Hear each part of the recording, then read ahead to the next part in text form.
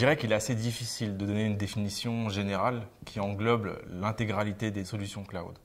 Le cloud, comme on l'entend souvent, c'est pas que du stockage, c'est pas que des machines virtuelles, c'est pas que de l'hébergement ou que de l'infogérance. C'est un peu tout ça, mais c'est encore bien plus. Le cloud, c'est une suite logique. Après la virtualisation qu'on a connue dans les années 2000, on a mis en place des solutions cloud et je dirais que pour en donner une définition assez générale, c'est un ensemble de ressources, c'est un ensemble de services et d'outils qu'on met à disposition des utilisateurs de façon industrialisée. Il faut que ces solutions répondent à 4 caractéristiques majeures. La première, c'est l'élasticité. L'élasticité, c'est la possibilité d'étendre et de diminuer son infrastructure virtuelle. La seconde, c'est le libre service. Donc, c'est la capacité d'avoir accès à des nouveaux services via un portail web avec une gestion des utilisateurs, des groupes et des autorisations. Ensuite, c'est la multi-tenancy, comme on dit. Donc, c'est la mutualisation des ressources entre différents utilisateurs dans le cadre d'un cloud privé ou entre différents utilisateurs dans une entreprise avec des business units, par exemple. Et enfin, c'est un paiement à l'usage en fonction de l'utilisation de vos ressources. On oppose souvent 3 modèles de déploiement, qui sont le cloud public, le cloud privé et le cloud hybride. Le premier, c'est le cloud public. Quel est l'avantage d'un cloud public, donc avec une infrastructure hébergée chez un fournisseur? On n'a pas d'investissement initial, on n'a pas de gestion de matériel. Néanmoins, il y a quelques appréhensions, notamment en termes de sécurité et de contrôle de données. Ensuite, le cloud privé, qu'est-ce que c'est? Le cloud privé, c'est un peu l'opposé du cloud public, avec une infrastructure qui est complètement hébergée dans l'entreprise. Alors là, par contre, comme c'est un modèle opposé, on va avoir de l'investissement, on va avoir de la gestion de matériel et a priori, on a une meilleure gestion de la sécurité et un meilleur contrôle des données. Et enfin, le cloud hybride, finalement, c'est l'alliance de ces deux modèles-là, de cloud privé et de cloud public, et c'est aussi l'alliance des avantages de ces deux modèles-là, puisqu'on va pouvoir là vraiment mettre en place une véritable politique de gestion des coûts et une gestion de la sécurité entre son cloud privé et le cloud public, ou les clouds publics.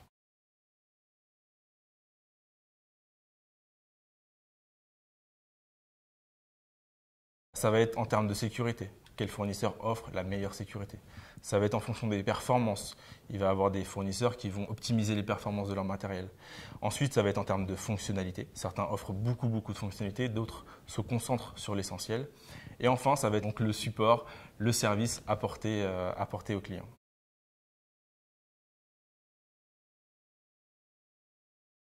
Le premier, c'est le stockage en ligne, donc le stockage de données, le partage de fichiers ou l'archivage de données. Ensuite, ça va être des plateformes, donc pour héberger un site web, une application ou un intranet. Des logiciels, des services de type ERP, email ou CRM.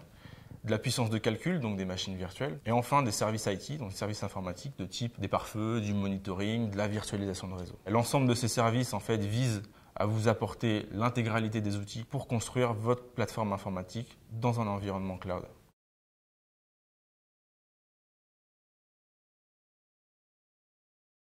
Dans le cadre d'un déploiement public, une TPE ou une PME va pouvoir mettre en place une infrastructure sans frais initial, donc sans frais de mise en place. Il ne va pas y avoir de gestion de matériel, de mise à jour de matériel. Vous pourrez également payer à l'usage, donc en fonction de votre évolution, en fonction de la rapidité d'évolution de votre entreprise, vous allez payer en fonction de vos ressources. La capacité d'avoir des ressources qui sont quasiment illimitées et donc de se développer à votre rythme. La capacité aussi d'avoir une infrastructure qui peut être multisite, donc en Europe ou même dans le monde. Donc vous déployez très rapidement en Amérique, en Asie ou en Amérique du Sud par exemple, grâce au cloud. Et puis une véritable flexibilité, donc faire grandir ou diminuer son infrastructure en fonction de ses besoins, en fonction de ses contraintes, en fonction des périodes également, et donc d'avoir une véritable gain en termes d'économie. Dans le cadre de contraintes fortes de sécurité, on va pouvoir imaginer un déploiement en cloud hybride, et là on va venir tempérer finalement ces avantages, notamment en termes de frais de mise en place et de gestion de matériel, mais on va pouvoir allier le meilleur des deux et donc faire des déploiements de type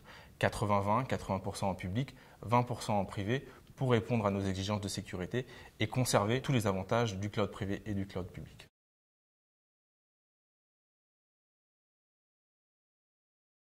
La principale crainte, je dirais, qui vient tout de suite à l'esprit, c'est la sécurité, bien sûr. La sécurité, pourquoi? Parce qu'on craint qu'un tiers accède à nos données. Quels sont ces tiers?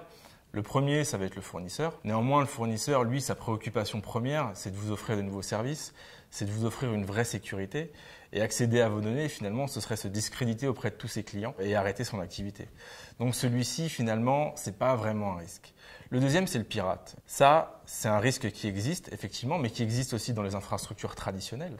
Et je dirais que dans les infrastructures cloud, les fournisseurs, du fait de la mutualisation, du fait de leurs ressources, du fait de leur infrastructure extrêmement importante, mettent en place des politiques de sécurité qui sont rarement mises en place dans les infrastructures traditionnelles, et on est parfois, et même souvent, bien plus protégé sur ces infrastructures cloud. Les différents fournisseurs se certifient auprès d'organismes indépendants. Ils ont des certifications ISO, SOC, qui sont extrêmement difficiles à acquérir et qui vous garantissent un vrai niveau de sécurité. Ils sont hébergés également en data center avec des redondances en termes de climatisation, d'électricité ou de réseau. Ils mettent en place, comme je disais, des protections réseau qui sont extrêmement complexes, extrêmement coûteuses, des protections de type anti-DDoS qui sont des attaques à la mode en ce moment, du blocage sur du port scanning par exemple, etc., etc. Ils vous donnent également toutes les clés et les outils pour chiffrer vos données.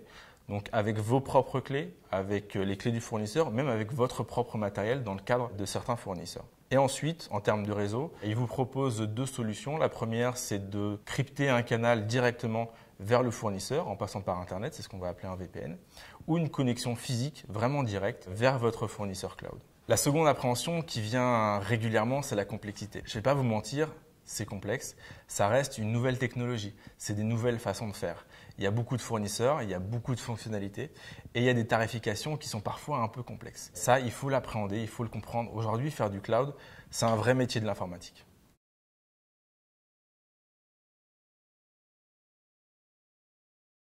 Le premier conseil que je pourrais vous donner, c'est de bien identifier vos contraintes de sécurité, vos obligations et vos données critiques. Pourquoi ? Pour mettre en place une vraie politique de sécurité. Quelles données je conserve, lesquelles sont critiques, lesquelles je chiffre, où est-ce que je les place, combien de temps je dois les garder, qu'est-ce que je perds, qu'est-ce que je risque si je perds ces données.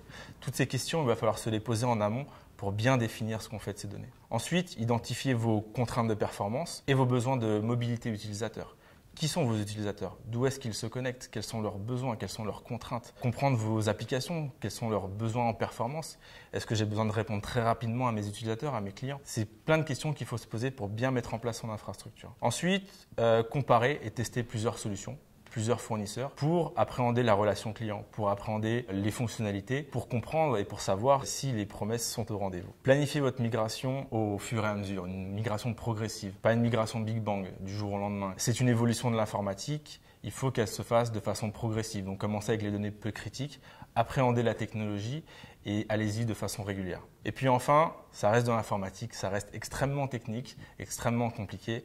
Et le meilleur conseil que je pourrais vous donner, c'est de vous faire accompagner. Voilà, merci pour votre attention. J'espère que ça vous a plu et que ça vous aura donné les clés pour appréhender votre migration ou votre transition dans le cloud.